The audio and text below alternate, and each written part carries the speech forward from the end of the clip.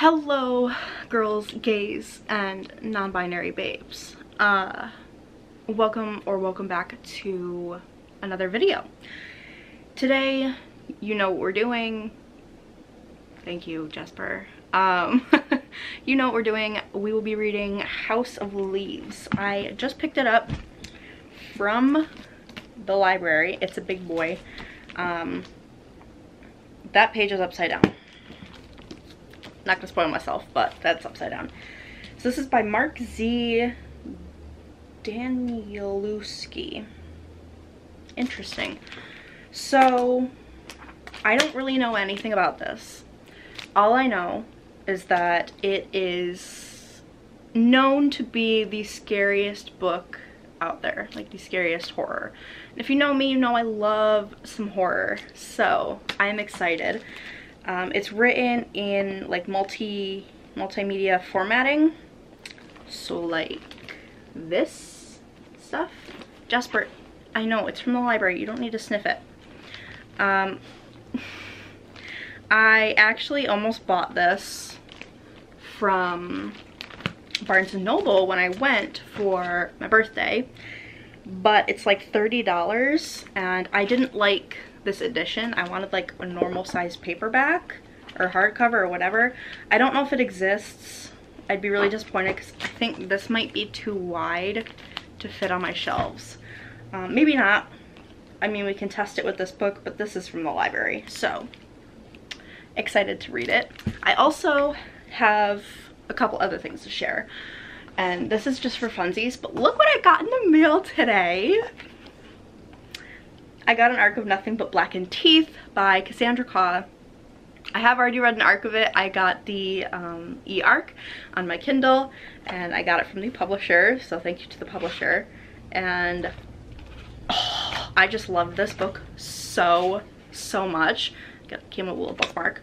I'm still deciding if I want to do like a giveaway. I might reread it one more time physically. But yeah, this is a fantasy or horror slash fantasy that takes place in Japan, and it follows Japanese folklore, and it's so dark and atmospheric and beautiful and horrific. It was amazing. So yeah, I just wanted to mention that because I'm excited. But thank you to Nightfire for sending me an arc. I can't wait to reread it. Also, you will notice I'm kind of rocking the Jeffrey Dahmer look right now with the glasses. I was reached out to by the company, and they offered to send me, I don't need regular glasses. I mean, I probably do, but I don't wear regular glasses. So I got the blue light blocking glasses, which I needed a new pair anyway. And so the company Zinf reached out to me and offered to send me a couple pairs. This is my favorite. I really like the clear frames, and when I'm wearing makeup and like look put together, I look like a little grandma, and I kind of love it. But when I don't have makeup on, I'm just like lounging, I look like Jeffrey Dahmer. So it's like, you know, heads and tails, so you know, whatever. But yeah, I will show you the other pair that I got. I really like those too, but these are just my favorites, and they came in like really nice heavy holders with like the cleaning microfiber cloths.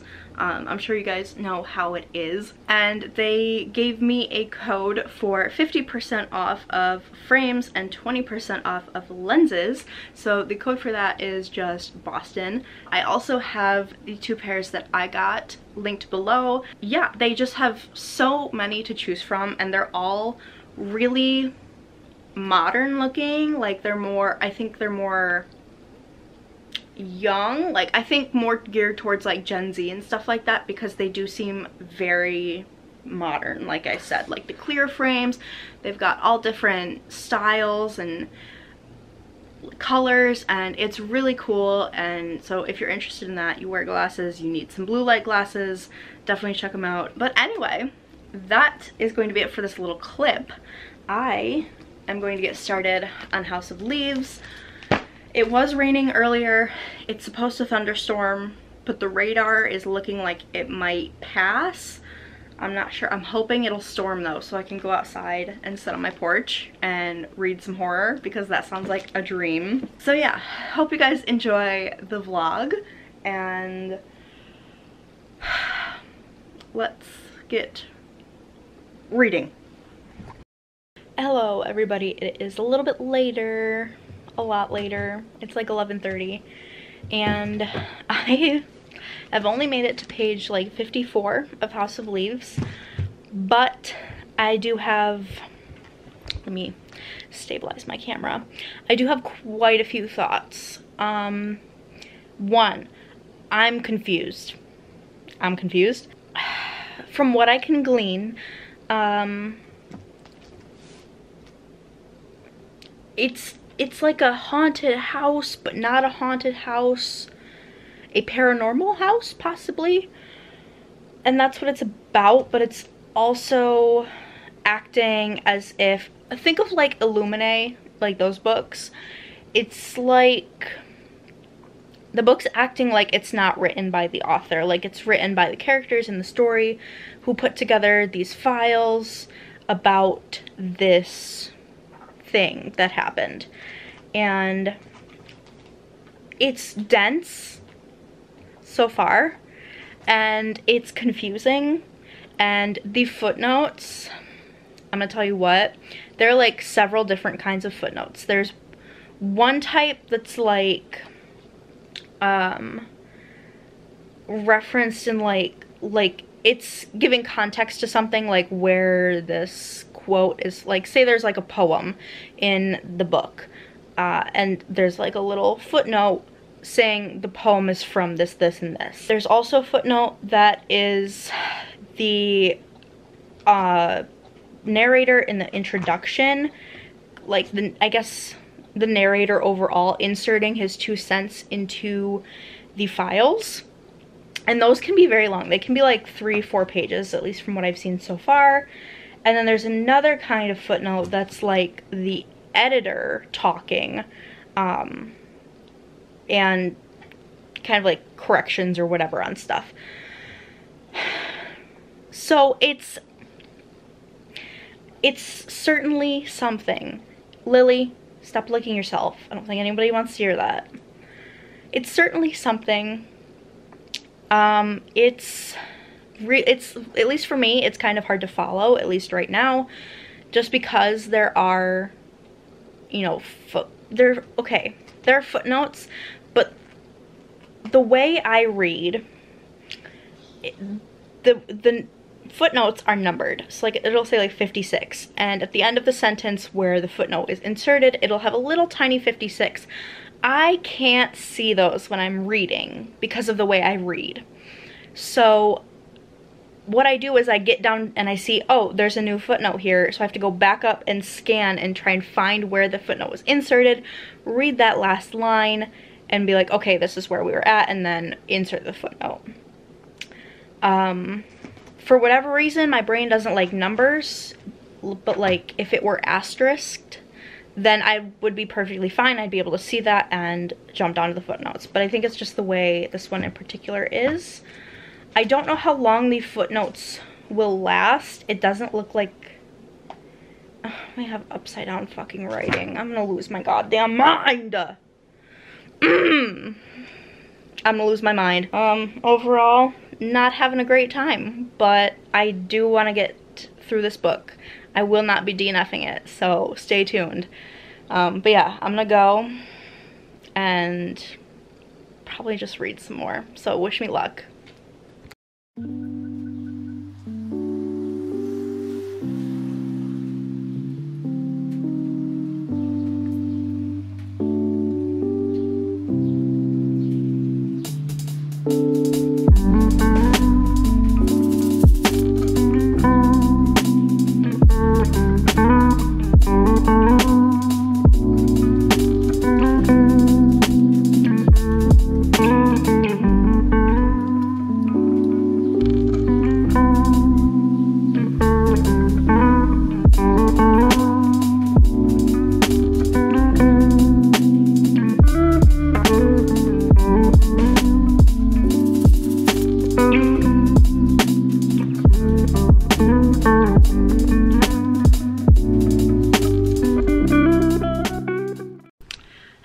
friends, it is day 2 of reading House of Leaves, and I have more thoughts. As I was saying before my camera died, I certainly have thoughts.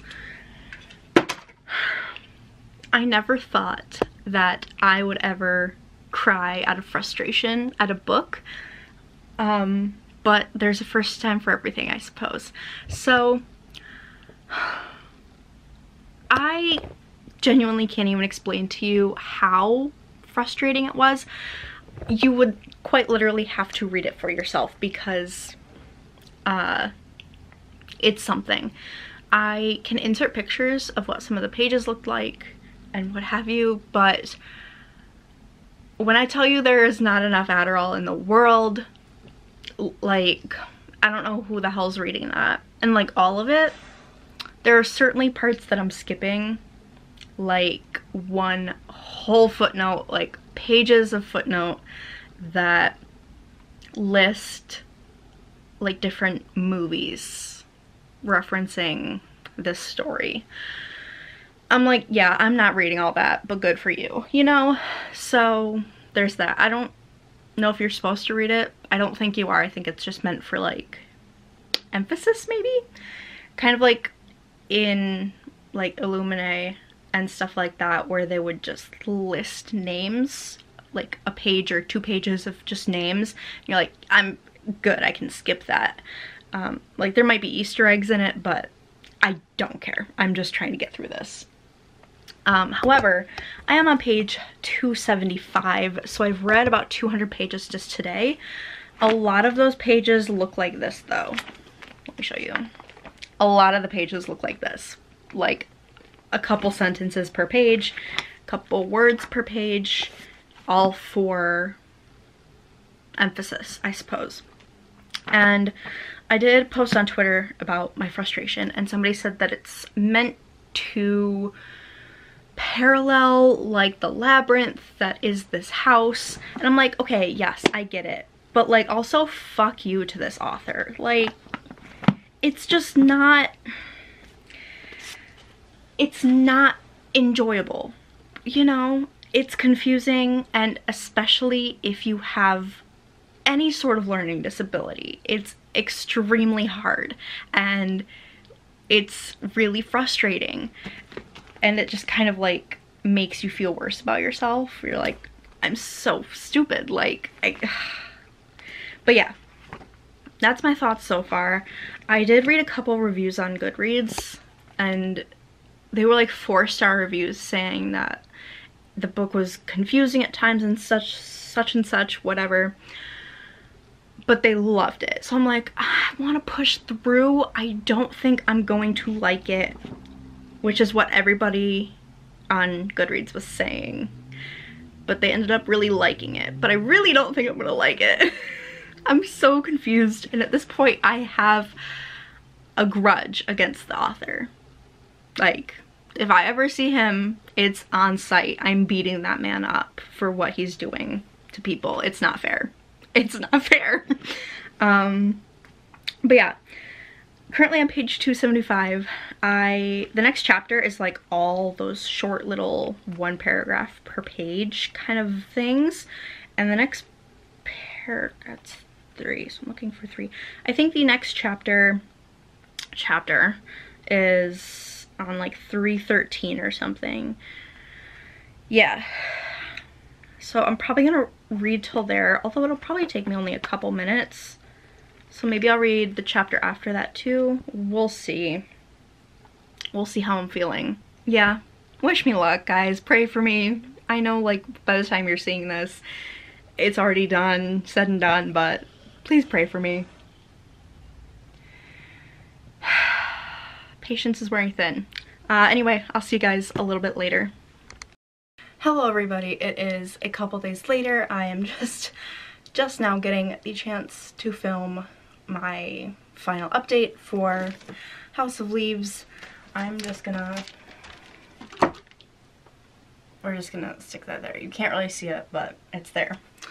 So I finished House of Leaves the day after I started it. I read most of the nearly 700 pages in one day, and that is not because I liked it. First and foremost, I gave it 1 star. It is one of like 2 or 3 books that I have rated 1 star. It's very rare that I give that rating, but I truly hated the book, so 1 star.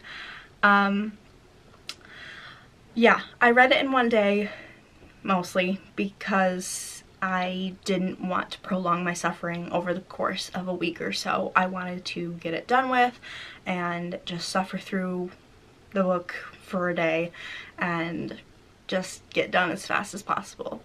So I did that, and I'm glad I did, because it would have truly been a horrible week had I just pushed it through the whole week. So yeah, in conclusion, not the scariest book I've ever read, not even close to the scariest book I've ever read. Overall, my thoughts are, where did my phone go? Got it. I have a screenshot of another review, which was actually a 5-star review, and this is why I hated the book, and this is why it is not a good book. So this review was written by a white man, so bear that in mind. Okay. House of Leaves isn't one of those tidy little things that holds your hand and wipes your bottom and tells you that you're special. Eye roll. It makes you work, and what you get out of it depends largely on how much work you're willing to do. Eye roll. House of Leaves is difficult at times, incredibly complex, occasionally pretentious, and it doesn't neatly wrap up some of the biggest questions it raises. So, that last sentence is my biggest concern. So this is the author's first book, their debut. And I learned something in high school from my art teacher. I believe it was my art teacher. One of my teachers in high school taught me that you need to learn the rules of the thing you are doing, the thing you are creating, before you can break them. And Mark Danielewski just decided to break all the rules before he learned them. There are a lot of questions that are not answered. That's called a plot hole. It's not like some quirky, fun thing. It's called a plot hole, and it's a sign of bad writing, for one.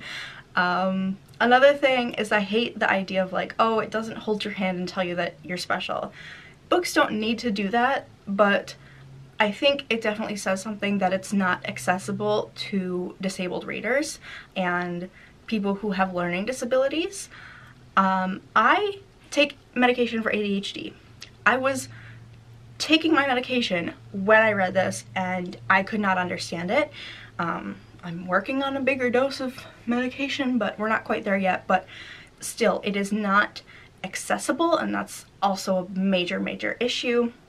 There are books written in a similar way, say Illuminate. A lot of people have read that, where, you know, some of those sentences are written in a spiral, and it makes sense because it's in space. It's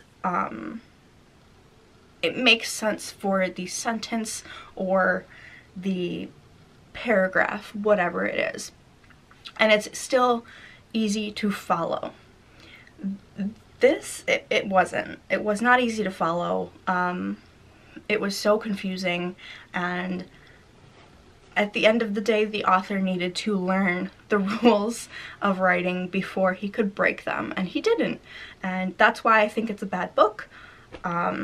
Obviously, a lot of people love it and adore it and will continue to read it, but I say don't waste your time and read something else instead. So yeah, that's my final thoughts. Sorry if you're disappointed and you really wanted me to like this. It's very rare that I hate a book, so sorry. But yeah, thank you so much for watching, and I will see you in the next one, hopefully with a better book review, better thoughts on a book. So yeah, bye-bye.